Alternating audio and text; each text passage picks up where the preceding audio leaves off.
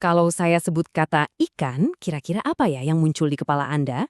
Nah, kali ini kita akan bedah tuntas soal ikan pelagis kecil. Percaya deh, cerita di baliknya jauh lebih besar dan penting dari yang kita bayangkan. Coba deh bayangin sejenak. Mungkin yang kebayang itu ikan-ikan cantik warna-warni yang lagi berenang di antara terumbu karang?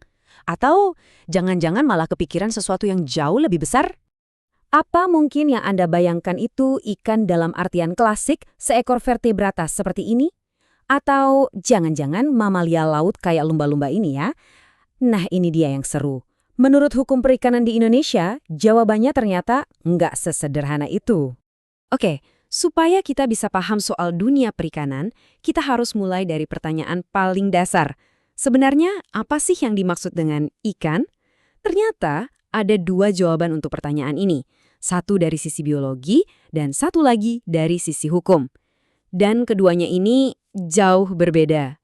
Nah, lihat ini. Secara biologi, ya kita semua tahu lah ya, ikan itu vertebrata, berdarah dingin, punya insang, punya sirip, gampang. Tapi coba lihat definisi menurut hukum. Setiap organisme yang hidupnya di air. Wah, ini luas banget. Kenapa? Karena tujuannya bukan untuk klasifikasi ilmiah, tapi untuk mengelola semua sumber daya hayati yang ada di perairan. Jadi bisa dibilang secara hukum, jaring pengelolaannya ini dilempar sangat lebar, mencakup hampir semua makhluk hidup di air. Oke, siap-siap kaget ya. Kita lihat beberapa contohnya. Iya, betul, seekor penyu. Walaupun kita tahu ini reptil, tapi demi tujuan konservasi, dia ikut dilindungi di bawah Undang-Undang Perikanan. Artinya, dia dianggap ikan. Begitu juga dengan dugong. Ini kan mamalia laut ya. Tapi lagi-lagi, supaya kelestariannya terjamin, hukum memasukkannya ke dalam kategori yang sama. Bahkan ubur-ubur pun ikut masuk hitungan. Nah, dari sini mulai kelihatan kan polanya? Fokusnya itu bukan pada hewannya satu persatu, tapi pengelolaan ekosistem secara menyeluruh. Jadi, inti dari definisi super luas ini sebetulnya bukan soal biologi, tapi soal tanggung jawab. Ini adalah cara hukum memastikan kalau terumbu karang, padang lamun, dan semua kehidupan yang bergantung padanya itu dikelola sebagai satu kesatuan utuh yang nggak bisa dipisah-pisahkan.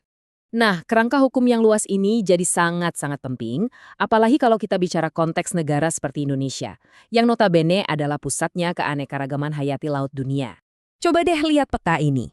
Kelihatan jelas banget kan, posisi Indonesia itu ada di jantungnya keanekaragaman hayati laut global.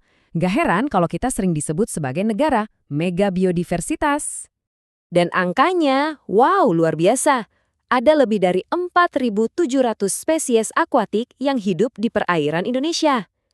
Sekarang, coba kita pecah lagi angka ini ya. Dari total tadi, lihat 3.500 diantaranya itu adalah spesies laut. Ini benar-benar menegaskan betapa kaya dan vitalnya lautan kita.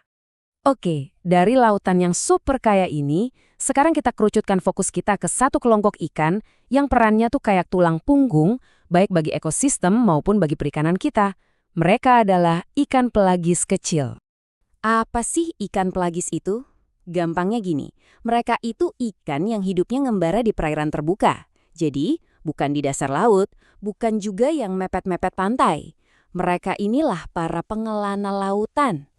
Nah, yang mau kita bahas spesifik adalah ikan pelagis yang ukurannya kecil.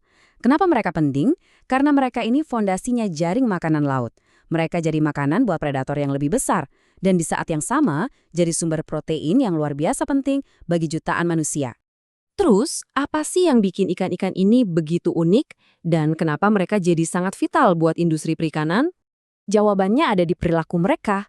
Pertama, mereka suka hidup di dekat permukaan. Kedua, mereka selalu bergerombol dalam jumlah yang masif. Mereka juga tertarik sama cahaya, jadi gampang dipancing pakai lampu di malam hari. Ditambah lagi, mereka biasanya ada di perairan pesisir yang nggak terlalu dalam. Nah, semua karakteristik ini, kalau digabung, bikin mereka jadi lebih mudah ditangkap dalam jumlah besar. Dan inilah hasilnya. Perilaku unik mereka itulah yang menopang industri perikanan skala besar yang jadi sumber makanan sekaligus mata pencarian bagi jutaan orang di negara kita. Tapi tentu saja, mengelola sumber daya yang begitu berharga sekaligus begitu mudah diakses ini punya tantangan yang nggak main-main. Populasi mereka ini sensitif banget. Coba bayangkan, perubahan suhu air karena iklim bisa bikin mereka pindah. Polusi dari darat bisa merusak tempat mereka bertelur. Dan yang paling jelas, tentu saja, seberapa sering kita menangkapnya dan alat apa yang kita pakai itu punya dampak langsung. Ini benar-benar sebuah keseimbangan yang sangat rapuh. Makanya, kuncinya ada di pengelolaan yang cerdas. Ini bukan lagi sekedar soal menangkap ikan, tapi soal bagaimana cara kita menangkapnya. Mulai dari mengatur jenis alat tangkapnya, ukuran jaringnya biar yang kecil-kecil bisa lolos, sampai mengatur kapan dan di mana kita boleh menangkap. Semua ini adalah kepingan puzzle untuk memastikan keberlanjutannya. Dan pada akhirnya ini membawa kita ke satu pertanyaan besar kan? Laut memang menyediakan kebutuhan kita, tapi sumber dayanya nggak tak terbatas. Jadi, gimana caranya kita menyeimbangkan kebutuhan hari ini dengan tanggung jawab kita untuk masa depan? Melindungi sumber daya vital ini benar-benar jadi tugas kita bersama.